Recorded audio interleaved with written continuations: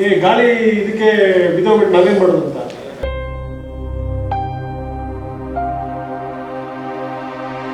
ಅದು ಅದೇ ಗಾಳಿ ಬಂದ್ರೆ ಇಷ್ಟು ಸ್ಪೀಡಲ್ಲಿ ಇಷ್ಟು ಹೈಟ್ಗೆ ಬೀಳುತ್ತಂದ್ರೆ ಸೈನ್ಸ್ ಹೇಳುತ್ತೆ. What do you mean about ತೀರ್ಥ ಅಂತ? ತೀರ್ಥ ಅಂದ್ರೆ ಏನು ಅಂತ ಕೇಳಿದ್ರು ನಾವು. 80 ಅಡಿ ಕಟ್ಟಿದ್ರೆ ದೇವರನ್ನೇ ಕಾಡ್ತಾನ, 85 ಅಡಿ ಕಟ್ಟಿದ್ರೆ ದೇವರನ್ನೇ ಕಾಡ್ತಾನ ಅಂತ. ಸಾರ್ವಜನಿಕರಿಗೆ ಏನೂ ತೊಂದರೆ ಆಗದ ರೀತಿಯಲ್ಲಿ ಮದ್ದೂರಮ್ಮ ಜಾತ್ರೆಯನ್ನು ಮಾಡಬೇಕು, ರಥವನ್ನು ಕಟ್ಟೋದಾಗಲಿ ಅದನ್ನು ತೆಗೆದುಕೊಂಡು ಹೋಗೋದಾಗಲಿ.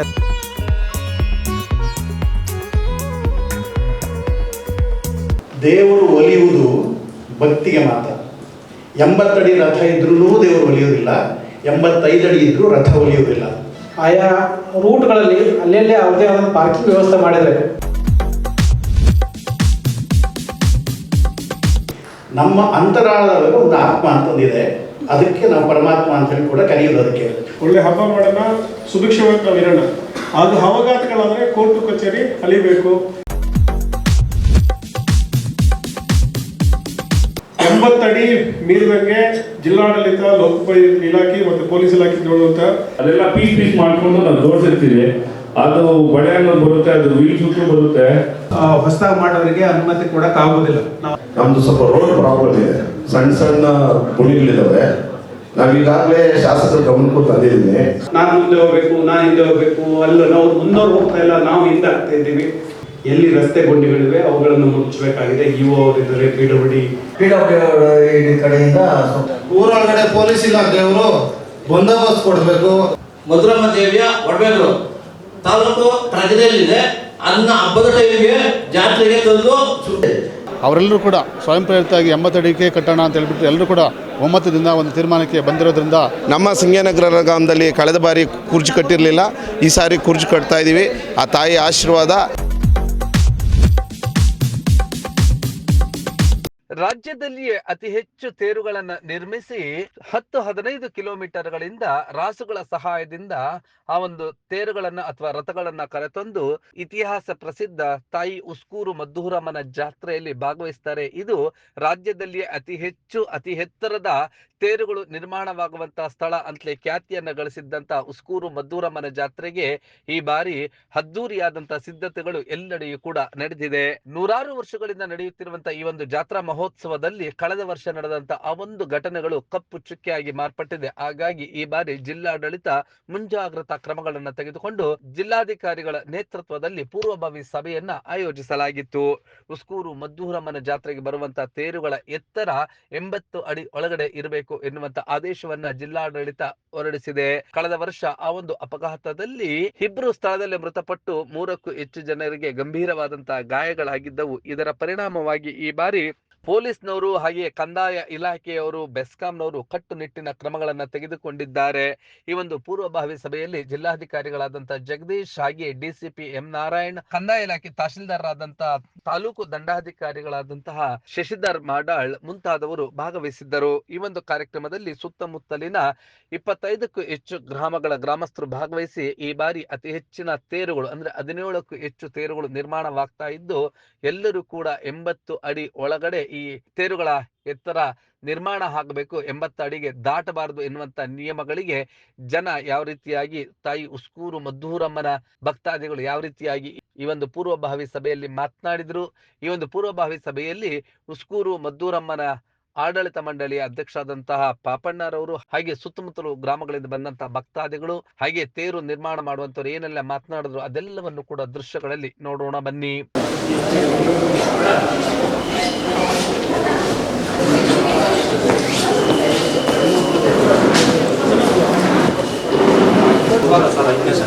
ಎಲ್ಲ ಪರ್ಮಿಷನ್ ತಗೊಂಡಿಲ್ಲ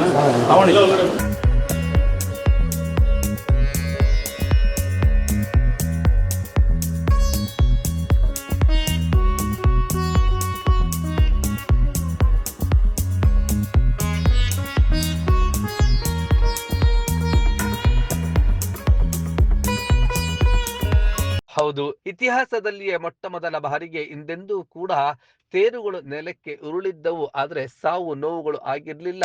ಆದರೆ ಕಳೆದ ವರ್ಷ ಅದೊಂದು ಕಪ್ಪು ಚುಕ್ಕೆಯ ಘಟನೆ ನಡೆದೇ ಹೋಯ್ತು. ಭಾರಿ ಬಿರುಗಾಳಿ ಎದ್ದಿತ್ತು ಮತ್ತು ಮಳೆ ಬಂದಿದ್ದರಿಂದ ನಿಯಂತ್ರಣವನ್ನ ಕಳೆದುಕೊಂಡಂತ ತೇರುಗಳು ನೆಲಕ್ಕೆ ಉರುಳಿ ಈ ಒಂದು ಅಪಘಾತದಲ್ಲಿ 2 ಸ್ಥಳದಲ್ಲೇ ಮೃತಪಟ್ಟಿದ್ರು. ಹಾಗೆ 3ಕ್ಕೂ ಹೆಚ್ಚು ಜನರಿಗೆ ಗಂಭೀರವಾದಂತಹ ಗಾಯಗಳಾಗಿದ್ದು, ಈ ಘಟನೆಯನ್ನ ಎಂದೂ ಕೂಡ ಮರೆಯಲಾರದಂತಹ ಕಪ್ಪು ಚುಕ್ಕೆಯ ಘಟನೆ ಆಗಿತ್ತು. ಈ ಬಾರಿ ಅದ್ಯಾವುದೇ ಘಟನೆಗಳು ಕೂಡ ಘಟಿಸಬಾರದು ಅಂತ ಹೇಳಿ ಈ ಪೂರ್ವಭಾವಿ ಸಭೆಯನ್ನು ಆಯೋಜಿಸಲಾಗಿತ್ತು. ಈ ಸಭೆಯಲ್ಲಿ ದೊಡ್ಡನಾಮಂಗಲ ರಾಜೇಶ್, ಗೌರೀಶ್ ಹಾಗೆ ಸುತ್ತಮುತ್ತಲು ಗ್ರಾಮಗಳಿಂದ ಆಗಮಿಸಿದ್ದಂತಹ ಮದ್ದೂರಮ್ಮನ ಭಕ್ತಾದಿಗಳು ಏನೆಲ್ಲ ಮಾತನಾಡಿದ್ರು ನೋಡೋಣ ಬನ್ನಿ. ದೇವ್ರ ಕೃಪಾ ಚೆನ್ನಾಗಿರಲಿ, ಒಳ್ಳೆ ಊಟ ಮಾಡೋಣ, ಪ್ರಸಾದ ತಗೊಳ್ಳೋಣ, ಒಳ್ಳೆ ಹಬ್ಬ ಮಾಡೋಣ, ಸುಭಿಕ್ಷವಾಗಿ ನಾವು ಇರೋಣ. ಅದು ಅವಘಾತಗಳಾದರೆ ಕೋರ್ಟು ಕಚೇರಿ ಅಲಿಬೇಕು, ಪೊಲೀಸು ಆಫೀಸರ್ಸ್ ಸಂಬಂಧ ಅಲಿಯುತ್ತೆ. ನಾವೇನೋ ಯಾರೋ ಹೇಳ್ತಾ ಇದ್ರು ಮೊನ್ನೆ ಇದು ಕೇಸ್ ಬಗ್ಗೆ, ಗಾಳಿ ಇದಕ್ಕೆ ಬಿದ್ದೋಗ್ಬಿಟ್ಟು ನಾವೇನು ಮಾಡೋದು ಅಂತ. ಅದೇ ಗಾಳಿ ಬಂದರೆ ಇಷ್ಟು ಸ್ಪೀಡಲ್ಲಿ ಇಷ್ಟು ಹೈಟ್ಗೆ ಬೀಳುತ್ತಂದರೆ ಸೈನ್ಸ್ ಹೇಳುತ್ತೆ. ಅದು ಮಾಡಬಾರ್ದಪ್ಪ, ದೇವ್ರ ಕೃಪೆ ಇರಲಿ, ಬಟ್ ಆ ಥರ ಆಗ್ಬಾರ್ದು ಅಂತ ಹೇಳಿದ್ರೆ ನಾವು ಮಾತು ಕೇಳಲ್ವಲ್ಲ. ನಾವು ಗಾಳಿ ನಿಲ್ಸಕ್ಕಾಗಲ್ಲ, ಮಳೆಗಳು ನಿಲ್ಸಕ್ಕಾಗಲ್ಲ, ಬಟ್ ಹೈಟ್ ಕಟ್ಟೋದನ್ನ ಅಥವಾ ನಾವು ಪ್ರಿಕಾಷನ್ ತಗೊಂಡು ನಮ್ಮ ಕೈಯಲ್ಲಿದೆ. ಹಾಗಾಗಿ ನಮ್ಮ ಕೈಯಲ್ಲಿ ಏನಿದೆ ಆ ಕೆಲಸ ನಾವು ಮಾಡೋಣ. ಮುಂದಿಂದು ನಾವು ದೇವ್ರಿಗೆ ಬಿಡೋಣ. ಈ ವರ್ಷ ನನಗೆ ವಿಶ್ವಾಸ ಇದೆ, ಇಷ್ಟು ಜನ ತಾವೆಲ್ಲ ಸೇರಿದ್ದೀರಾ, ಎಲ್ಲ ಪ್ರಜ್ಞಾವಂತರಿದ್ದೀರಾ. ಮತ್ತು ಈ ಭಾಗದ ಶಾಸಕರಾದಂಥ ಸನ್ಮಾನ್ಯ ಶಿವಣ್ಣನವರು, ಮತ್ತು ಬೆಂಗಳೂರು ದಕ್ಷಿಣದ ಶಾಸಕರಾದಂತಹ ಶ್ರೀ ಕೃಷ್ಣಪ್ಪನವರು, ಮತ್ತು ನಮ್ಮ ಬೊಮ್ಮನಹಳ್ಳಿ ಶಾಸಕರಾದಂತಹ ಸತೀಶ್ ರೆಡ್ಡಿಯವರು, ನಮ್ಮ ಮಹದೇವಪುರದ ಶಾಸಕರಾದಂತಹ ಮೇಡಮ್ ಲಿಂಬಾವಳಿಯವರು, ಮತ್ತು ಬೆಂಗಳೂರು ದಕ್ಷಿಣದ MLA ಸುರೇಶ್ ಅವರು ಇರ್ಬೋದು, ಅಥವಾ ಈಗಿರೋ ಮಂಜುನಾಥ್ ಸಾಹೇಬರು ಇರ್ಬೋದು, ಎಲ್ಲರೂ ಸಹ ಏನಂತ ಹೇಳಿದ್ರೆ ನಮ್ಮ ಹಬ್ಬ ಚೆನ್ನಾಗಿ ಮಾಡಿಕೊಡಿ ಅಂತ ಎಲ್ಲರೂ ನಿಮಗೆಲ್ಲ ಸಪೋರ್ಟ್ ಇದ್ದಾರೆ. ಅದೇ ರೀತಿ ಅಧಿಕಾರಿಗಳು ಸಹ ನೀವೇನು ಕ್ರಮ ತಗೋಬೇಕು, ಪ್ರಿಕಾಷನ್ಸ್ ಇದೆಲ್ಲ ಮಾಡಿ ಅಂತ ಅದನ್ನು ನಮಗೆ ಹೇಳಿದ್ದಾರೆ. ಹಾಗಾಗಿ ಸರ್ಕಾರದ ಮುಂದಿನ ನಮ್ಮ ಏನು ಆದ್ಯತೆ ಏನಿದೆ ಅಂತ ಹೇಳಿದ್ರೆ ಸೇಫ್ಟಿ ಆ್ಯಂಡ್ ಸೆಕ್ಯೂರಿಟಿ. ಈಗ ನಮ್ಗೆ ಇನ್ನೊಂದ್ಸತಿ ನಾನು ಹೇಳೋಕ್ಕೆ ನಾನು ಇಷ್ಟಪಡ್ತೀನಿ. ಸನ್ಮಾನ್ಯ ಸೀಮಂತ್ ಕುಮಾರ್ ಸಿಂಗ್ ಸಾಹೇಬರು, ನಮ್ಮ ಪೊಲೀಸ್ ಕಮಿಷನರ್ ಬೆಂಗಳೂರು, ವಿಶೇಷವಾದಂಥ ಒಂದು ಮೆಸೇಜ್ನ ತಮಗೆಲ್ಲ ತಿಳಿಸೋಕೆ ಹೇಳಿದ್ದಾರೆ. ನಮ್ಮ ಅಡಿಷನಲ್ ಕಮಿಷನರ್ ಶ್ರೀ ರಮೇಶ್ ಮಾನತ್ ಅವರು ಸಹ ತಮಗೆಲ್ಲ ಗೊತ್ತಿರೋ ಹಾಗೆ ಈಗ ಈ ಏರಿಯಾ ಬೆಂಗಳೂರು ಸಿಟಿಗೆ ಬಂದಿದೆ, ಅದು ಹೆಬ್ಬಗೋಡಿ. ಸೊ ಏನು ಜಾತ್ರೆ ನಡೀತಾ ಇದೆ ಎಲ್ಲ ಸಹ ಸಿಟಿಗೆ ಬಂದಿದೆ. ನಾನೊಂದು ಇದೆಲ್ಲ ಒಂದು DCP ಆಗಿ ತಮ್ಮ ಮುಂಚೆ ಇದ್ದೀನಿ. ಬಟ್ ನನ್ನ ಸಹೋದರರಾದಂಥ SP ಚಂದ್ರಕಾಂತ್ ಅವರು, ಅಡಿಷನಲ್ SP ನಮ್ಮ ಪ್ರಸನ್ನ ಅವರು, ಎಂಟರ್ ಟೀಮು ಸಹ ನಾವೆಲ್ಲ ಪೊಲೀಸ್ ಒಂದೇ. ಹಾಗಾಗಿ ಇಲ್ಲಿನೂ ಇಷ್ಟು ಜನ, ಒಂದು 10,000, 20,000, 3,000, 1 ಲಕ್ಷ, 2 ಲಕ್ಷ ಜನ ಸೇರುವಂತಹ ಒಂದು ಜಾತ್ರೆಯಲ್ಲಿ ನಾವು ಸ್ಟ್ಯಾಂಡರ್ಡ್ ಆಪರೇಷನ್ ಪ್ರೊಸೀಜರ್, ಕ್ರೌಡ್ ಕಂಟ್ರೋಲ್ಗೆ ಏನೆಲ್ಲ ಕ್ರಮಗಳು ತಗೋಬೇಕು, ಅದು ಮೆಡಿಸಿನ್ಸ್ ಇರ್ಬೋದು, ಫೈರ್ ಸರ್ವಿಸ್ ಇರ್ಬೋದು, ಎಕ್ಸೈಸ್ ಇರ್ಬೋದು, ಮತ್ತು ಬೆಸ್ಕಾಮ್ ಇರ್ಬೋದು, ಒಂದು ತಂಡವಾಗಿ ಕೆಲಸ ಮಾಡಿ ಅಲ್ಲಿರುವಂಥ PDOಗಳು, ನಗರಸಭೆ ಸದಸ್ಯರು, ಮತ್ತು ಪೊಲೀಸರು, ಮತ್ತು ನಿಮ್ಮ ಕಮಿಟಿ ಎಲ್ಲರೂ ಸೇರಿ ಒಂದು ಕಮಿಟಿ ಮಾಡಿ ನಾವು ಈಗಿಂದಲೇ ಒಂದು ತಿಂಗಳಿಂದಲೇ ಯಾವಾಗ ರಥ ಕಟ್ಟಕ್ಕೆ ಸ್ಟಾರ್ಟ್ ಆಗುತ್ತೋ ಆವಾಗಿಂದಲೇ ಇದ್ದು ಒಂದೆಲ್ಲರೂ ನಿಮ್ಮೆಲ್ಲ ಉಸ್ತುವಾರಿಯಲ್ಲಿ ಸೇಫಾಗಿ ಈ ವರ್ಷ ನೀವು ಹಬ್ಬ ನಡೆಸಿದ್ರೆ ಇದು ಒಳ್ಳೇದಾಗುತ್ತಂತ. ಪೊಲೀಸವ್ರಿಗೆ ಕೆಲಸ ಇಲ್ಲ, ಕೆಲಸ ಕಡಿಮೆ ಕೊಡಬೇಕು. ಇಲ್ಲ ಸರ್ ನಾವು ಕೆಲಸ ಕೊಡ್ತೀವಿ ಅಂತ ಹೇಳಿದ್ರೆ ನಮ್ಮ ಕೆಲಸ ನಾವು ಮಾಡ್ತೀವಿ. ಹಾಗೆ 80 ಅಡಿ ಮೀರಿದಂಗೆ ಜಿಲ್ಲಾಡಳಿತ, ಲೋಕೋಪಯೋಗಿ ಇಲಾಖೆ ಮತ್ತು ಪೊಲೀಸ್ ಇಲಾಖೆ ನೋಡುವಂಥ ಕುರ್ಚಿ ಕಟ್ಟಲು ಆಯೋಜಕರಿಗೆ, ದೇವಸ್ಥಾನ ಕಮಿಟಿಯವರಿಗೆ ನಾವು ನಿಮಗೆ ವಿನಂತಿ ಮಾಡ್ತೀವಿ 80 ಫೀಟ್. ಯಾಕಂದರೆ ಗಾಳಿ ಜಾಸ್ತಿ ಎಷ್ಟು ಹೈಟ್ ಹೋದರೆ ಅದು ನಾವು ಕಂಟ್ರೋಲ್ ಸಿಗಲ್ಲ. ನೀವು ಆಲ್ರೆಡಿ ನೋಡಿಬಿಟ್ಟಿದ್ದೀರ. ಪ್ರತಿ ತೇರಿಗೆ ತಜ್ಞರು ಯಾರು ತೇರು ಕಟ್ತಾರಲ್ಲ ಅದು ಕರೆಕ್ಟಾಗಿ ಕಟ್ಟೋದು ಅಂತಾರೆ. ನೀವು ಒಬ್ಬನ್ನ ನೀವು ನೇಮಕ ಮಾಡಬೇಕು. ಆ ನೇಮಕ ಮಾಡೋರ ಹೆಸರುಗಳನ್ನ ನೀವು ಜಿಲ್ಲಾಡಳಿತಕ್ಕೆ ನೀವು ಕೊಡಬೇಕು. ಅದೇ ರೀತಿ ಎಲ್ಲರೂ ಸಹ 80 ಮೀಟರ್ಸ್ ಇದ್ರೆ ನಾವು ಕಟ್ಟಲ್ಲ ಅಂತ ಒಂದು ಅಂಡರ್ಟೇಕಿಂಗ್ ತಾವು ಕೊಡಬೇಕು. 80 ಫೀಟ್ ಕಟ್ಟಬೇಕು ಅನ್ನೋದನ್ನ ತಾವು ನಮಗೆ ತಿಳಿಸ್ಬೇಕಾಗುತ್ತೆ. ಮತ್ತು ಈ ರಸ್ತೆಗಳಲ್ಲಿ ನಾವು ಈ ನಮ್ಮ ಜಿಲ್ಲಾಡಳಿತದಿಂದ ಜಂಟಿ ಪರ್ಯವೇಕ್ಷಣೆ ಮಾಡಿ ಈಗಲೇ, ಯಾಕಂದರೆ ತೇರು ಬರುವಾಗ ಅಡ್ಡದಲ್ಲಿ ಯಾರೋ ಹೋದ ವರ್ಷ ಚೆನ್ನಾಗಿರುತ್ತೆ, ಈ ವರ್ಷ ಇನ್ನೊಬ್ರು ಏನೋ ಶಾಪ್ ಕಟ್ಟಿರ್ತಾರೆ ಅಥವಾ ಇನ್ನೊಂದು ಏನೋ ಬಂದ್ಬಿಡುತ್ತೆ. ಆವಾಗ ತೇರಿಗೆ ಅಡ್ಡ ಆಗುತ್ತೆ ಅಂತ ಎಲ್ಲ ಹೊಡೆದ ಬಿಸಾಕ್ತಾರೆ. ನಾವು ನೋಡಿದ್ದೀನಿ ಅದು ದೇವ್ರಿಗೆ ಯಾರು ಅಡ್ಡ ಬರಬಾರ್ದು ನಾವು ಹೋಗ್ತೀವಿ. ಹಾಗಾಗಿ ಈಗಲೇ ಜಂಟಿ ತಪಾಸಣೆ ಮಾಡಿ ಎಂಟೈರ್ ರೂಟ್ ಮ್ಯಾಪ್ ಏನಿದೆ, ತೇರು ಬರುವಂಥ ಎಲ್ಲ ರೂಟ್ ಮ್ಯಾಪ್ಗಳು ಈಗಲೇ ಏನು ಅಡ್ಡ ಇದೆ, ಬೆಸ್ಕಾಂ ಲೈನ್ಸ್ ಇರ್ಬೋದು ಅಥವಾ ರೋಡ್ ಇರ್ಬೋದು ಅಥವಾ ಎನ್ಕ್ರೋಚ್ಮೆಂಟ್ ಇರ್ಬೋದು, ಅದನ್ನ ಎಲ್ಲನೂ ಈಗಲೇ ಮುಕ್ತ ಮಾಡೋದಕ್ಕೆ ನಗರಸಭೆ ಅಥವಾ EO ಅವರು ಪೊಲೀಸ್ ಜಂಟಿಯಾಗಿ ಮಾಡಬೇಕಂತ ಈ ಒಂದು ಹಿನ್ನೆಲೆಯಲ್ಲಿ ನಾವು ಮುಂದೆ ಒಂದು ವಿಡಿಯೋ, ಚಿಕ್ಕ ಒಂದು 4 ನಿಮಿಷದ ವಿಡಿಯೋ ತುಣುಕನ್ನು ಕೂಡ ತಮಗೆ ತೋರಿಸ್ತೇವೆ. ಈ ಹಿನ್ನೆಲೆಯಲ್ಲಿ ಈ ದಿನ ಈ ಕಾರ್ಯಕ್ರಮವನ್ನು ಅಂದರೆ ಒಂದು ಸಭೆಯನ್ನು ಆಯೋಜಿಸಲಾಗಿದೆ. ತಾವು ಇದರಲ್ಲಿ ತಮ್ಮ ಸಜೆಷನ್ಸ್ ಕೊಡಬೇಕು ಮತ್ತು ತಮ್ಮ ಸಹಕಾರವೂ ಬೇಕು. ಹಾಗೂ ಸರ್ಕಾರದ ನಿರ್ದೇಶನ ಏನಿರುತ್ತೆ ಅದನ್ನು ಕೂಡ ತಾವು ಕಟ್ಟುನಿಟ್ಟಾಗಿ ಪಾಲಿಸಬೇಕು. ಈ ಹಿನ್ನೆಲೆಯಲ್ಲಿ ಇವತ್ತು ನಾವು ಸಭೆಯನ್ನು ಸೇರಿದ್ದೀವಿ. ಯಾರಾದ್ರೂ ಯಾಕಂದ್ರೆ ಮುಂಚೆ ಅದು ಊಟದಲ್ಲಿ ಮಾಡ್ಬೇಕಾದ್ರೆ ನಮ್ದು ಆ ಪಳೆ ಅಂತ ಏನಾಗ್ತಾ ಇದ್ರೆ ಆ ಪಳೆ ಎಲ್ಲ ಬಿಚ್ಕೊಂಡು ಸುಮಾರು ಸರಿ ನಾವು ರಾತ್ರಿ 1 ಗಂಟೆಗೆ ಹೋಗಿದ್ದೀವಿ. ನಮ್ಮ ಉದಾಹರಣೆ ಯಾಕಂದ್ರೆ ಆ ಪಳೆ ಬಿಚ್ಕೊಂಡ್ರೆ ವೀಲು ಮುಂದಕ್ಕೆ ಹೋಗೋದಿಲ್ಲ, ಅದೆಲ್ಲ ಪೀಸ್ ಮಾಡ್ಕೊಂಡು ನಾವು ಜೋಡಿಸಿರ್ತೀವಿ. ಅದು ಬಳೆ ಅನ್ನೋದು ಬರುತ್ತೆ, ಅದು ವೀಲ್ ಸುತ್ತು ಬರುತ್ತೆ. ಆ ಥರದ್ದು ಉಟ್ಕೊಂಡು ಎಲ್ಲ ನಾವು ರಾತ್ರಿ 1 ಗಂಟೆ ಉದಾಹರಣೆಗೂ ಹೋಗಿದ್ದೀವಿ ಉಸ್ಕೂರಿಗೆ ಒಂದು 5 ವರ್ಷ ಹಿಂದೆ. ಅದಕ್ಕೋಸ್ಕರ ಅದನ್ನು ಆಗೋದಿಲ್ಲ ಅಂತ ನಾನು ಕೇಳ್ಬಿಡ್ತೀನಿ. ನಮ್ಮಲ್ಲಿ ಏನು ಸಮಸ್ಯೆ ಇದೆ ಅಂದರೆ ನಮಗೆ ಚಿಕ್ಕಮಗಳೂರು ಹೋಗೋ ದಾರಿಯಲ್ಲಿ ಮರಗಳಿದ್ದಾವೆ ಸರ್. ಅದು ಫಾರೆಸ್ಟ್ ಡಿಪಾರ್ಟ್ಮೆಂಟ್ ಅವರು ಒಂದು ಸ್ವಲ್ಪ ಮರಗಳನ್ನ ಒಂದು ಸ್ವಲ್ಪ ತಿರು ಮಾಡಿಕೊಂಡ್ರೆ ನಾವು ರೋಡಲ್ಲಿ ಹೋಗ್ಬೋದು. ಇಲ್ಲಾಂದರೆ ಯಾರೋ ಪ್ರೈವೇಟ್ ಲ್ಯಾಂಡಲ್ಲಿ ಇದೆ, ಪ್ರೈವೇಟ್ ಲ್ಯಾಂಡ್ ಅವ್ರನ್ನ ಕೇಳಕ್ಕೆ ಹೋದ್ರೆ ಅವ್ರು 101 ಕಾನೂನು ಕೇಳ್ತಿದ್ದಾರೆ ಸರ್. ನೀವು ಕಾಂಪೌಂಡ್ ಹೊಡೆದ್ರೆ ಕಾಂಪೌಂಡ್ ಕೊಡಬೇಕು, ಕಾಂಪೋಸಿಷನ್ ಕೊಡಬೇಕು, ಏನೇನೋ ಕೇಳ್ತಾ ಇದ್ದಾರೆ ಸರ್. ಅದಕ್ಕೋಸ್ಕರನೇ ರೋಡು ಆಗ್ತದೆ ಇದು ಅನ್ನೋದಿದ್ರೆ ಮಾತ್ರ ಕ್ಲಿಯರ್ ಕಟ್ಟೋದಕ್ಕೆ ಹೋಗಿ, ಇಲ್ಲ ಅಂತಂದ್ರೆ ಹೊಸದಾಗಿ ಮಾಡೋದಕ್ಕೆ ನಾವು ಅನುಮತಿ ಕೊಡೋದಿಲ್ಲ. ಫಸ್ಟ್ ನೋಡ್ಕೊಳ್ಳಿ. ಇಲ್ಲ ಸರ್, ರೋಡ್ ಇದೆ, ನಮ್ಗೆ ಹೈಟೆನ್ಷನ್ ಲೈನ್ ಇತ್ತು, ನಾವು ಅದರಿಂದ ಏನ್ ಮಾಡ್ತಾ ಇದೀವಿ ಅಂದ್ರೆ ಫಸ್ಟ್ ಇನ್ಸ್ಪೆಕ್ಷನ್ ಮಾಡಿ ಆಮೇಲೆ ಡಿಸಿಷನ್ ತಗೊಳ್ಳಿ. ಇಲ್ಲ ಅಂತಂದ್ರೆ ಹೊಸದಾಗಿ ಮಾಡೋರಿಗೆ ಅನುಮತಿ ಕೊಡಕ್ ಆಗೋದಿಲ್ಲ. ನಾವು ಅನುಮತಿ ಕೊಡ್ಬೇಕಂದ್ರೆ ಫಸ್ಟ್ ನಮ್ಮ ಅಧಿಕಾರಿಗಳು ಹೋಗಿ ವಿಸಿಟ್ ಮಾಡಬೇಕು. ಅಲ್ಲಿ ಹೋಗುತ್ತೆ ರಥ ಸರಾಗ ಹೋಗುತ್ತೆ ಅಂತ ಆದ್ರೆ ನೀವು ಕಂಟಿನ್ಯೂ ಮಾಡಕ್ ಅಡ್ಡಿಲ್ಲ. ಅಧಿಕಾರಿಗಳು ನಾಳೆ ಬೆಳಗ್ಗೆನೆ ಯಾರು ACP ಅವರ ನೇತೃತ್ವದಲ್ಲಿ ಹೋಗಿ ಸ್ಪಾಟ್ ಇನ್ಸ್ಪೆಕ್ಷನ್ ಮಾಡಿ, ನೀವು ಸಹ ಇರ್ರಿ, ಎಲ್ಲರೂ ಹೋಗಿ ಓಡಾಡ್ಕೊಂಡು ಆ ಸರಾಗವಾಗಿ ಹೋಗ್ತದೆ ಅನ್ನೋದಾದ್ರೆ ಮಾತ್ರ ಮಾಡಿ. ಇಲ್ಲ ಅಂದ್ರೆ ನೀವು ರಥ ಕಟ್ಟೋದು ಅದು ಮುಂದಕ್ಕೆ ಹೋಗೋದಿಲ್ಲ, ಸುಮ್ಮನೆ ಸಮಸ್ಯೆ ಆಗೋದು ಬೇಡ. ಅಷ್ಟು ದೂರ ಮಣ್ಣದಾರಿ ಇದೆ. ಕಟ್ಟಾಲೆ ಬೆಟ್ಟದಿಂದ ದೊಡ್ಡಮಂಗಲ ಉಸ್ಕೂಲ್ಗೆ ಹೋಗೋ ಮುಖ್ಯ ರಸ್ತೆವರೆಗೂ ಒಂದು 200-300 ಅಡಿ ಮಣ್ಣು ರಸ್ತೆ ಇದೆ ಸರ್.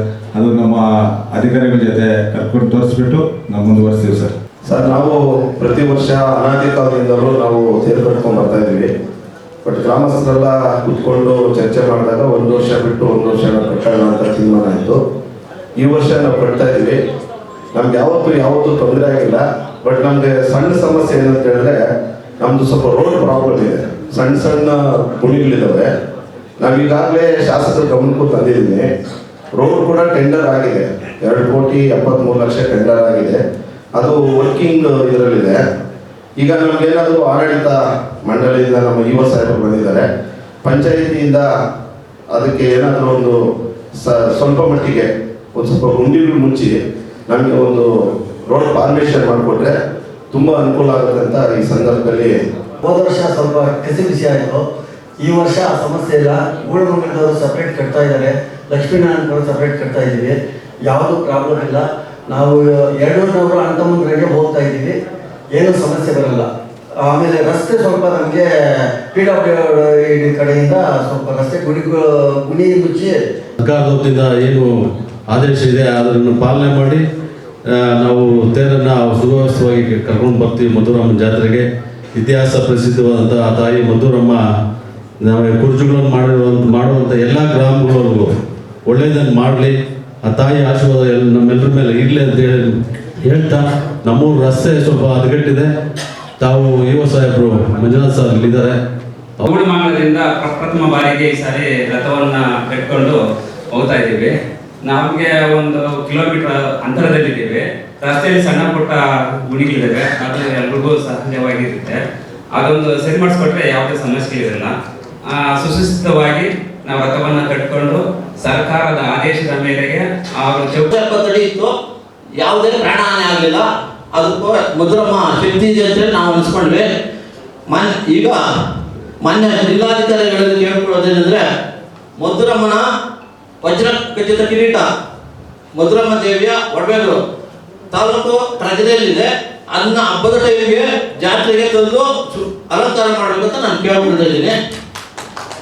ಮತ್ತೆ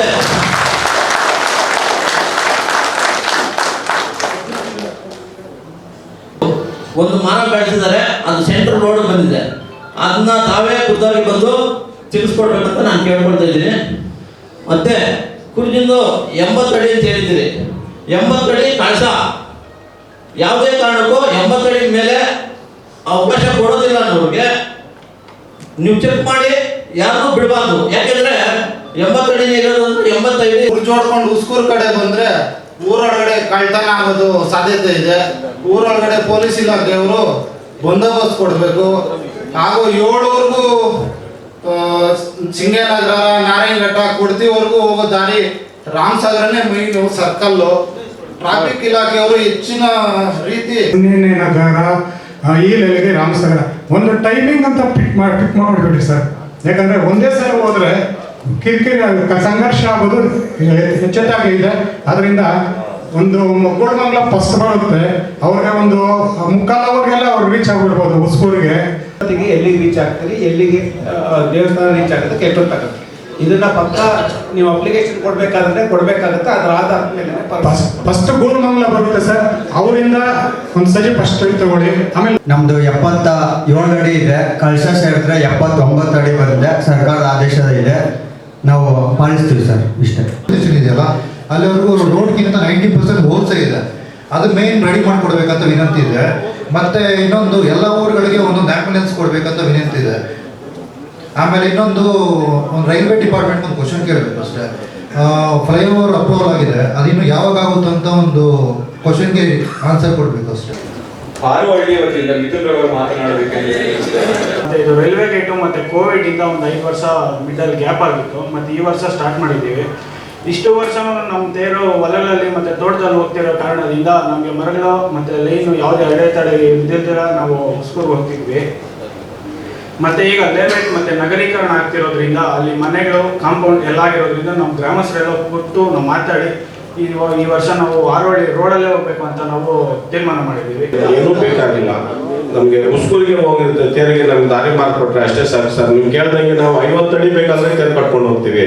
ನಾವು ಎಲ್ಲರೂ ಹೋಗ್ತಾರೆ, ಅಲ್ಲಿ ನೋಡಿದ್ರೆ ಈಗ ನಮ್ದು ಅನಾಥ ಇದ್ದಂಗಿರುತ್ತೆ ಸರ್. ರೈಲ್ವೆ ಹತ್ರ ಸುಮಾರು 6 ಕುರ್ಜಿ ವರ್ಷ ರೈಲ್ವೆ ಟ್ರ್ಯಾಕಿಂದ ಈ ಕಡೆ ಬೇಕಾಗುತ್ತೆ ಸರ್. ನಾವು ದಯವಿಟ್ಟು ಉಸ್ಕೂರ್ಗೆ ಹೋಗಂಗೆ ಫ್ಲೇವರ್ ಮಾಡ್ಕೊಡ್ಬೇಕಾಗಿ ಅನುಮತಿ ಮಾಡ್ಕೊಡ್ಬೇಕು ಸರ್, ಅಷ್ಟೇ. ಇನ್ನೇನು ಬೇಕಾಗಿಲ್ಲ. ನೀವು ಕೇಳೋ ಕಡೆಯಿಂದಲೇ ನಿಲ್ಲಿಸ್ತಾ ಇದ್ದೀವಿ. ಆ 7 ನಿಲ್ಲೋ ಜಾಗದಲ್ಲಿ ದಯವಿಟ್ಟು ಅದು ಈಗ ಹೊಲ ಮಾಡಿದ್ದಾರೆ ಲಾಸ್ಟ್ ಟೈಮು. ಆ ಹೊಲದಲ್ಲಿ ಈಗ ಅಕಸ್ಮಾತ್ ಮಳೆ ಬರ್ಬೋದು, ಮಳೆ ಬರದೇ ಇರ್ಬೋದು. ಸೊ ಅದನ್ನ ಕ್ಲೀನ್ ಆಗಿ ಡೋಸ್ ಮಾಡಿ ನಮಗೆ ಗಟ್ಟಿ ಜಾಗ ಮಾಡ್ಕೊಡ್ಬೇಕಾಗಿರುತ್ತೆ. ಯಾಕಂದ್ರೆ ಎಲ್ಲ ಕಬ್ಬಿಣ ಇದು ಚಕ್ರಗಳು ಇರೋದ್ರಿಂದ ಗೂಡೋ ಜಾಗ ಚಾನ್ಸಸ್ ಇರುತ್ತೆ. ಸೊ ಅದನ್ನ ಸ್ವಲ್ಪ ಅಡ್ಡಿ ಇಲ್ಲ, ಅದನ್ನು ಹೊಡ್ಕೊಡ್ಬೇಕು. ಮತ್ತು ನಮಗೆ ಪೊಲೀಸವರು ನಮ್ಮ ಯೋಗಾನಂದ್ ಸರ್ ಅವರು ತುಂಬ ಸಪೋರ್ಟ್ ಕೊಟ್ಟು ನಮ್ಗೆ ಗೈಡ್ಲೈನ್ ಕೊಟ್ಟು ಸಪೋರ್ಟ್ ಮಾಡ್ತಾ ಇದ್ದಾರೆ. ಲಾಸ್ಟ್ 2 ವರ್ಷದಿಂದ ಸೋಮಶೇಖರ್ ಸರ್ ಇಲ್ಲೇ ಇದ್ದಾರೆ, ಅವರು ತುಂಬ ಸಹಕಾರದಿಂದ ನಾವು ಊರಪ್ಪ ಜೋರಾಗಿ ಮಾಡ್ಕೊಂಡ್ಬಂದ್ವಿ. ಅದರಿಂದ ನಮ್ಮ ಧರ್ಮೇಶ್ ಸರ್ ಇದ್ರು, ಅವರು ಚೆನ್ನಾಗಿ ಸಪೋರ್ಟ್ ಮಾಡಿದ್ದಾರೆ. ಮತ್ತು ಯಾವುದೇ ತೊಂದರೆ ಆಗಲಿಲ್ಲ. ಆಮೇಲೆ ನಮ್ಮ ಪೊಲೀಸ್ ಅಧಿಕಾರಿಗಳು ಅಷ್ಟೇ ನಮಗೆ ತುಂಬ ಸಪೋರ್ಟ್ ಕೊಟ್ಕೊಂಡು ಬರ್ತಾ ಇದ್ದಾರೆ. ಎಲ್ಲ ಅನುಕೂಲನೂ ನಮ್ಗೆ ಮಾಡಿಕೊಟ್ಟಿದ್ದಾರೆ. ಆಮೇಲೆ ನಮ್ಮದು ಒಂದು ಚೂರು ಪ್ರಾಬ್ಲಮ್ ಏನಂದರೆ ಆ ಡೆಲ್ಲಿ ಪಬ್ಲಿಕ್ ಸ್ಕೂಲ್ ಹತ್ರ ಸ್ವಲ್ಪ ರಸ್ತೆ ಸರಿ ಇಲ್ಲ, ಅದೊಂದು ಚೂರು ರೆಡಿ ಮಾಡ್ಕೊಡ್ಬೇಕು. ಇವತ್ತು 101 ತೇರು ಬರ್ತಾ ಇದ್ದಂತೆ ಮೊದಲು ಈ ರೈಲ್ವೆ ಟ್ರ್ಯಾಕು, ಹೈಟೆನ್ಷನ್ಗಳು ಮತ್ತು ಹೈವೇಗಳು ಇವೆಲ್ಲ ಇರೋಕ್ಕೆ ಮುಂಚೆ ಪ್ರತಿ ಗ್ರಾಮದಿಂದ ಬರ್ತಾ ಇದ್ದಂತೆ. ಸುಮಾರು 1 ತಿಂಗಳ ಕಾಲ ಈ ಜಾತ್ರೆ ನಡೀತಾ ಇತ್ತು. ಯಾಕಂತ ಹೇಳಿದ್ರೆ ನಮ್ಮ ಭಾಗದಲ್ಲಿ ಏನು ಶಕ್ತಿ ದೇವತೆ ನಡೆಸಿದ್ದಾಳೆ, ಎಲ್ಲರೂ ಕೂಡ ನಾವು ನಮ್ಮ ಅತಿ ನಂಬಿಕೆ, ನಾವು ಹಿಂದೂ ಸಂಪ್ರದಾಯದಂತೆ ಆ ದೇವರ ಬಗ್ಗೆ ನಮಗೆ ಎಲ್ಲ ಅಗಾಧವಾದ ಒಂದು ನಂಬಿಕೆ. ಅದರಿಂದ ಈ ಒಂದು ಜಾತ್ರೆ ಪೂರ್ವ ಸಭೆಯನ್ನು ಮಾನ್ಯ ಜಿಲ್ಲಾಧಿಕಾರಿ ಸಾಹೇಬರು ಬಂದು, ಮತ್ತು ನಮ್ದು ಈಗ ಸಿಟಿಗೆ ಸೇರ್ಕೊಂಡಿದೆ ಸ್ಟೇಷನ್ನು, ಅಂದರೆ ಹೆಬ್ಬಡಿ ಪೊಲೀಸ್ ಇಲಾಖೆ ಬಂದು ಗ್ರಾಮಾಂತರ ಇತ್ತು, ಈಗ ನಮ್ಮದು ಸಿಟಿಗೆ ಸೇರ್ಕೊಂಡಿರೋದ್ರಿಂದ ಇವತ್ತು ಲಾಸ್ಟು ನಮ್ಮದು ಸರ್ಕಲ್ ಇನ್ಸ್ಪೆಕ್ಟ್ರು ಸೋಮಶೇಖರ್ ಸಾಹೇಬ್ ಇದ್ರು ಅಷ್ಟೇ. ಇವಾಗ ನಾರಾಯಣ ಸಭೆಗೆ ಎಲ್ಲ ಗೊತ್ತಿರೋ ವಿಚಾರ. ಆಮೇಲೆ ನಮ್ಮ ಶಿಶು ಸಾಹೇಬರು 2 ವರ್ಷದಿಂದ ನಮ್ಮ ತಾಲೂಕಲ್ಲಿ ಇದ್ದಾರೆ. ಇದು ಆಗುಗಳಿಗೆ ಎಲ್ಲ ಗೊತ್ತಿರೋದ್ರಿಂದ ಅವರು ನಾವು ಕೂಡ ಸಮಿತಿ ವತಿಯಿಂದ ತಮ್ಮಲ್ಲಿ ಮುಖ್ಯವಾಗಿ ನಮ್ಮ ಜಾತ್ರೆ ಒಂದು ಕೇಂದ್ರ ಬಂದಿದೆ ಅಂತಂದರೆ ನೀವು ಬರೋ ತೇರಿಲ್ಲೇ, ನಿಮ್ಮ ತೇರಿಂದಲೇ ನಮ್ಮೂರಿಗೆ ಒಂದು ಕಳೆ ಮತ್ತು ಹೆಸರು ಕೂಡ. ನಾವೆಲ್ಲ ಕಡೆ ಜಾತ್ರೆ ಆಗಬೇಕಾದ್ರೆ ಜಾತ್ರೆ ಸಂಬಂಧಪಟ್ಟಂಗೆ ಎಷ್ಟು ವೆಹಿಕಲ್ ಬರ್ಬೋದು, ಎಷ್ಟು ಜನ ಬರ್ತಾರೆ, ಆಯಾ ರೂಟ್ಗಳಲ್ಲಿ ಅಲ್ಲೇ ಅವ್ರದೇ ಆದ ಪಾರ್ಕಿಂಗ್ ವ್ಯವಸ್ಥೆ ಮಾಡಿದರೆ ರೋಡಲ್ಲಿ ವೆಹಿಕಲ್ ಇದ್ರದ್ದು ಕಡಿಮೆ ಆಗುತ್ತೆ. ನಮ್ಮ ರಥೋತ್ಸವಕ್ಕಾಗಲಿ ಜನ ಬಂದು ಹೋಗೋರಿಗೆ ಯಾವುದೇ ರೀತಿ ತೊಂದರೆ ಆಗಲ್ಲ. ಕೆಲವೊಂದು ಸಲ ಎಮರ್ಜೆನ್ಸಿ ಇದ್ದೇ ಇರ್ತಾವೆ, ಯಾರಿಗೂ ಹೆಲ್ತ್ ಇಶ್ಯೂಸ್ ಬರ್ಬೋದು, ಅಥವಾ ಫೈರ್ ವೆಹಿಕಲ್ ಮೂವ್ಮೆಂಟ್ ಮಾಡ್ದಿರ್ಬೋದು, ಆಂಬುಲೆನ್ಸ್ ಮೂವ್ಮೆಂಟ್ ಮಾಡ್ದಿರ್ಬೋದು. ನಾವು ಅಡ್ಡದಲ್ಲಿ ಎಲ್ಲಿ ಬೇಕಾದ್ರೆ ವೆಹಿಕಲ್ ಪಾರ್ಕ್ ಮಾಡಿದರೆ ಮೊದಲೇ ನಮ್ಮ ರೋಡ್ ಚಿಕ್ಕ ಇದ್ದಾವೆ, ಅಂಥದ್ರಲ್ಲಿ ತೊಂದರೆ ಆಗೋ ಚಾನ್ಸ್ ಭಾಳ ಇರುತ್ತೆ. ಅದಕ್ಕೋಸ್ಕರ ಜೊತೆಗೆ ನನಗೆ ಈ ಟ್ರಾಫಿಕ್ ಸಂಬಂಧಪಟ್ಟಂಗೆ ಎಲ್ಲ ಜಾತ್ರೆ ಇರ್ಬೋದು, ಹಬ್ಬಗಳಿರ್ಬೋದು, ನ್ಯೂ ಇಯರ್ ಇರ್ಬೋದು, ಸಂಕ್ರಾಂತಿ ಇರ್ಬೋದು ಬಂದಾಗ ನಮ್ಮ ಗ್ರಾಫಲ್ಲಿ ಅಥವಾ ನಮ್ಮ ಬಾಲ್ ಡಯಾಗ್ರಾಮಲ್ಲಿ ಆಕ್ಸಿಡೆಂಟ್ ಪ್ಯಾಟರ್ನ್ ನೋಡಿ ಚೆಕ್ ಮಾಡಿದರೆ ಅವತ್ತು ಸಡನ್ನಾಗಿ ಜಾಸ್ತಿ ಆಗುತ್ತೆ. ಯಾಕೆ ಜಾಸ್ತಿ ಆಗತ್ತಂದರೆ, ಒಂದು ಜನ ಬರೋರು ಜಾಸ್ತಿ ಇರ್ತಾರೆ, ಎರಡನೇದು ಕುಡಿದು ಬಂದು ಅಜಾಗರೂಕತೆಯಿಂದ ವೆಹಿಕಲ್ ಗಾಡಿನ ಓಡಿಸಿ ಸಾಯೋ ಸಂಖ್ಯೆ ಬರೋ ಚಾನ್ಸ್ ಇದೆ. ಅದಕ್ಕೋಸ್ಕರ ಅದು ಹಂಗೆ ಆಗಬಾರ್ದಂದ್ರೆ ನಿಮ್ಮ ಹಳ್ಳಿಗಳಲ್ಲಿ ನಿಮ್ಮ ಜಾತ್ರೆಗೆ ಬರೋ ಕಮಿಟಿ ಹೊರತಿದ್ದು ಸಹಿತ ಅಲ್ಲಲ್ಲಿ ಅನೌನ್ಸ್ ಮಾಡಿ. ನಾವು 3ನೇ ಕ್ಲಾಸಲ್ಲಿ ಓದುವಾಗ ನಮಗೊಂದು ಪಾಠ ಇತ್ತು, ದೇವರು ನಗುವುದು ಯಾವಾಗ ಅಂತ. 80 ಅಡಿ ಕಟ್ಟಿದ್ರೆ ದೇವ್ರನ್ನೇ ಆಡ್ತಾನ, 85 ಅಡಿ ಕಟ್ಟಿದ್ರೆ ದೇವ್ರನ್ನೇ ಆಡ್ತಾನ ಅಂತ ನಾವು ಯೋಚನೆ ಮಾಡಬೇಕು. ದೇವರು ಒಲಿಯುವುದು ಭಕ್ತಿಗೆ ಮಾತ್ರ. 80 ಅಡಿ ರಥ ಇದ್ರೂ ದೇವರು ಒಲಿಯೋದಿಲ್ಲ, 85 ಅಡಿ ಇದ್ರೂ ರಥ ಒಲಿಯೋದಿಲ್ಲ. ನಮ್ಮ ಅಂತರಾಳದಲ್ಲಿ ಒಂದು ಆತ್ಮ ಅಂತಂದಿದೆ, ಅದಕ್ಕೆ ನಾವು ಪರಮಾತ್ಮ ಅಂತೇಳಿ ಕೂಡ ಕರೆಯೋದು. ಅದಕ್ಕೆ ಅದು ಮೆಚ್ಚುವಂಥ ಕೆಲಸ ಮಾಡಬೇಕು ನಾವು. ಕನಕದಾಸರಿಗೆ ದೇವರು ಒಲಿದಿದ್ದ ಕತೆ ಗೊತ್ತಲ್ವ ನಿಮಗೆ? ದೇವಸ್ಥಾನದ ಒಳಗೆ ಯಾರ್ಯಾರೋ ದೊಡ್ಡವರೆಲ್ಲ ಪೂಜೆ ಮಾಡ್ತಾಯಿದ್ರು. ಕನಕದಾಸ ಗೋಡೆಯಿಂದ ಹೊರಗೆ ನಿಂತ್ಕೊಂಡು ಭಕ್ತಿಯಿಂದ ಬೇಡ್ತಾ ಇದ್ದ. ಅವನಿಗೆ ದೇವರು ಗೋಡೆಯನ್ನೇ ಒಡೆದು ತಿರುಗಿ ದರ್ಶನ ಕೊಟ್ಟ. ಹಾಗೆ ತಮಿಳುನಾಡಿನ ಒಂದು ಕೇಸ್ ಕೋರ್ಟಿಗೆ ಹೋಯ್ತು, ಸುಪ್ರೀಂ ಕೋರ್ಟಿಗೆ. ಏನು ಕೇಸು ಎಲ್ಲರಿಗೆ ಕೊಡಬೇಕು ಅಂತ.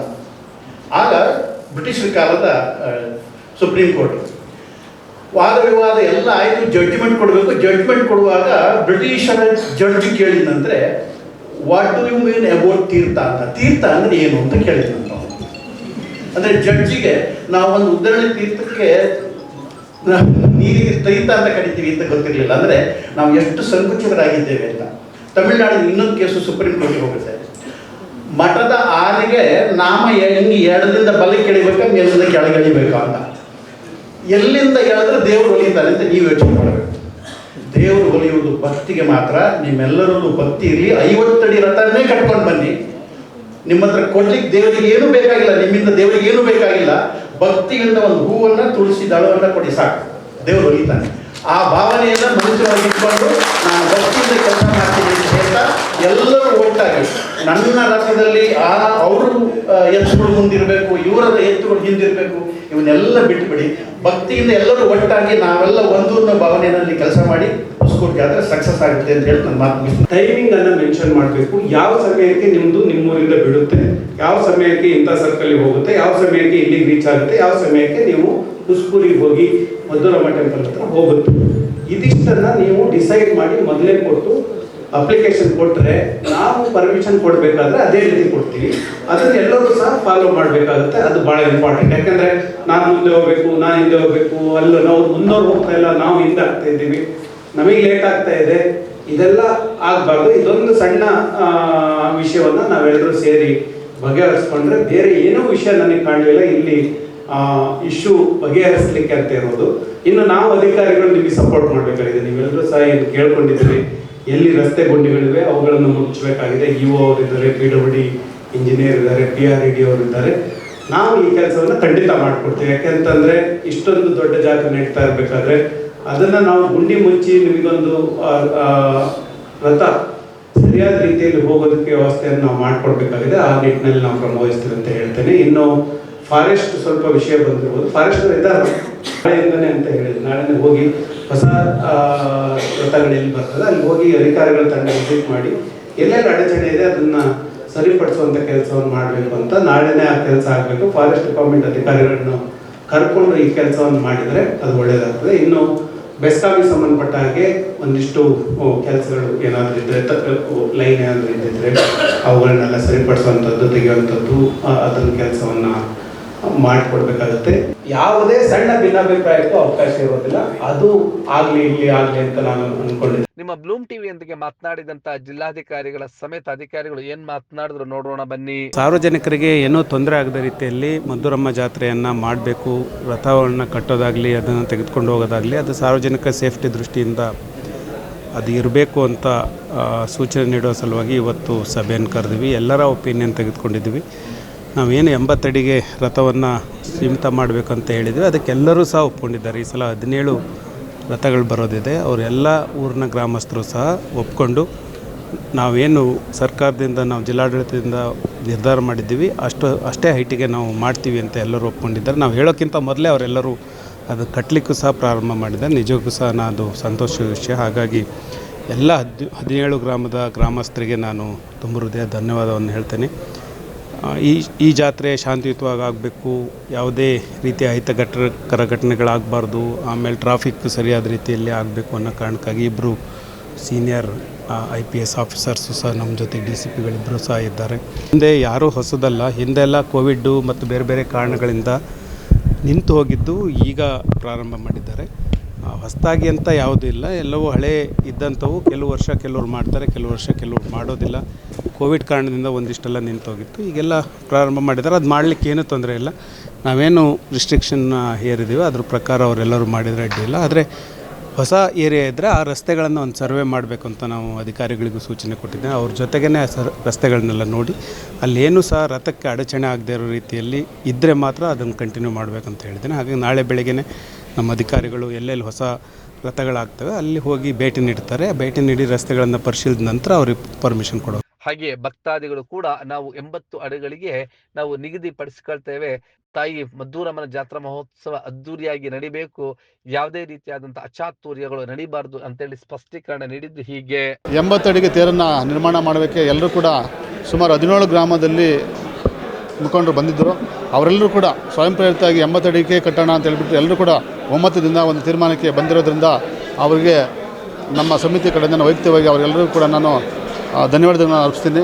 ಜೊತೆಯಲ್ಲಿ ಏನಿವತ್ತು ಮುಂಜಾಗ್ರತಾ ಕ್ರಮವಾಗಿ ಏನೆಲ್ಲ ನಾವು ಈ ಜಾತ್ರೆಗೆ ಪೂರ್ವಭಾವಿ ಮಾಡ್ಕೊಬೇಕು ಸಿದ್ಧತೆಗಳನ್ನ ಹೇಳಿಬಿಟ್ಟು ಇವತ್ತು ಪೊಲೀಸ್ ಇಲಾಖೆ ಇರ್ಬೋದು, ಬೆಸ್ಕಾಂ ಇಲಾಖೆ ಇರ್ಬೋದು, ಮತ್ತು ಸಮಿತಿಯ ವತಿಯಿಂದ ಮತ್ತು ಗ್ರಾಮ ಪಂಚಾಯತ್ ವತಿಯಿಂದ ಏನೆಲ್ಲ ಕ್ರಮಗಳು ಕೈಗೊಳ್ಳಬೇಕು ಅವೆಲ್ಲ ಕೂಡ ಇವತ್ತು ನಾವು ಚರ್ಚೆ ಮಾಡಿ ಒಂದು ಒಮ್ಮತಕ್ಕೆ ಬಂದಿದ್ದೀವಿ. ನಮಗಿದು ಎಲ್ಲರೂ ಒಂದೇ, ಇದರಲ್ಲಿ ಜಾಸ್ತಿ ಕಡಿಮೆ ಅನ್ನೋದೇನಿಲ್ಲ, ಎಲ್ಲರದ್ದು ನಮ್ಮದು ಒಂದೇ.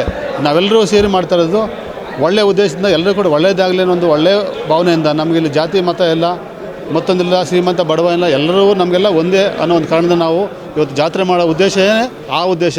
ಆ ಉದ್ದೇಶ ಈಡೇರಬೇಕಾದಾಗ ನಮ್ಮಲ್ಲಿ ಯಾವುದೇ ಭೇದ ಭಾವ ಇಲ್ಲ. ಇವತ್ತು ನೋಡಿ ಭಗವಂತನ ಪ್ರೇರಣೆಯಿಂದ ಇವತ್ತು ಎಲ್ಲರೂ ಕೂಡ ಇದೊಂದು ಶಾಸನ ಆಗಿಬಿಡ್ತು. ಯಾವುದೇ ಕಾರಣ ಕೂಡ 80 ಅಡಿಗಿನ ಕ್ರಾಸ್ ಆಗಂಗಿಲ್ಲ ಅಂತ ಹೇಳ್ಬಿಟ್ಟು ಎಲ್ಲರೂ ಕೂಡ ತೀರ್ಮಾನ ಆಗಿದೆ. ಇದು ಮುಂದಿನ ದಿನದಲ್ಲಿ ನಡ್ಕೊಂಡು ಹೋಗ್ತಾ ಇರ್ತದೆ. ಎಲ್ಲ ಗ್ರಾಮಸ್ಥರನ್ನು ಕರೆದು ಅವರ ಕುಂದುಕೊರತೆ ಬಗ್ಗೆ ಮತ್ತು ಯಾವ ರೀತಿ ಮುಂಜಾಗ್ರತೆ ವಹಿಸುವ ಬಗ್ಗೆ ಮಾಡಿದ್ರು. ಭಾಳ ವಿಶೇಷವಾಗಿ ಈ ಒಂದು ಮದ್ದೂರಮ್ಮ ದೇವಸ್ಥಾನದ ಸಮಿತಿಯ ಅಧ್ಯಕ್ಷರಾದಂಥ ನಮ್ಮ ಸಹೋದರರಾದಂಥ ಪಾಪಣ್ಣವರು ಯಾವ ರೀತಿಯಲ್ಲಿ ಕಟ್ಟುನಿಟ್ಟಾಗಿ ಕ್ರಮ ಜರುಗಿಸ್ಕೋಬೇಕು ಅಂದ್ಬಿಟ್ಟು ಜಿಲ್ಲಾಧಿಕಾರಿಗಳು ಸ್ವಲ್ಪ ಒಂದು ಇನ್ಸ್ಟ್ರಕ್ಷನ್ನ ಕೊಟ್ಟಿದ್ದರು. ಅದನ್ನು ಬಹುಶಃ ನಮ್ಮ ಪಾಪಣ್ಣವರು ಪಾಲಿಸ್ತಾರಂತ ನಾನು ಹೇಳ್ತೀನಿ. ಮತ್ತು ಈ ಒಂದು ಜಾತ್ರೆ ಏನಿದೆ ಇದು ನಮ್ಮ ಕರ್ನಾಟಕಕ್ಕೆ ಒಂದು ದೊಡ್ಡ ಜಾತ್ರೆ. ಇಲ್ಲಿ ಯಾವುದೇ ಇದುವರೆಗೂ ಏನೂ ಅಡಚಣೆ ಆಗಿಲ್ಲ, ಈ ಸಾರಿನೂ ಆಗೋದಿಲ್ಲ ಅಂತ ನಾನು ಹೇಳ್ತಾ. ಯಾಕಂದರೆ ನಮ್ಮ ಪಾಪಣ್ಣವರು ಅವರು ಸತತವಾಗಿ 6 ವರ್ಷದಿಂದ ಒಳ್ಳೊಳ್ಳೆ ಕೆಲಸ ಮಾಡಿಕೊಂಡು ಆ ದೇವಿಗೆ ಪಾತ್ರ ಕೃಪೆ ಆಗ್ತಾರೆ.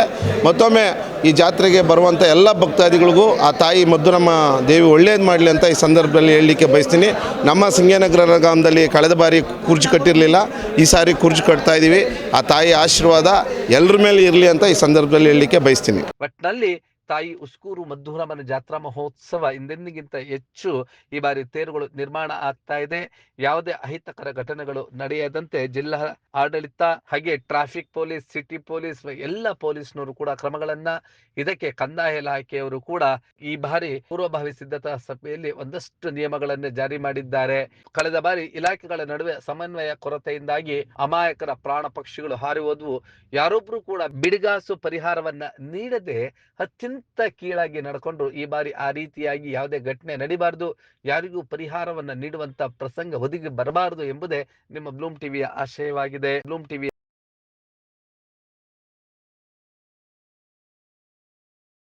ನೀವು ಈ ಕೂಡ ಎಲ್ಲ ನಮ್ಮ ಚಾನಲ್ಗೆ ಸಬ್ಸ್ಕ್ರೈಬ್ ಆಗಿಲ್ಲ ಅಂದರೆ ಸಬ್ಸ್ಕ್ರೈಬ್ ಬಟನ್ ಅನ್ನು ಕ್ಲಿಕ್ ಮಾಡಿ, ಪಕ್ಕದಲ್ಲಿರೋ ಬೆಲ್ ಐಕನ್ ಅನ್ನು ಕ್ಲಿಕ್ ಮಾಡಿ. ನಾವು ಅಪ್ಲೋಡ್ ಮಾಡುವಂತಹ ವಿಡಿಯೋಸ್ ನಿಮಗೆ ನೋಟಿಫಿಕೇಶನ್ ಬರುತ್ತೆ.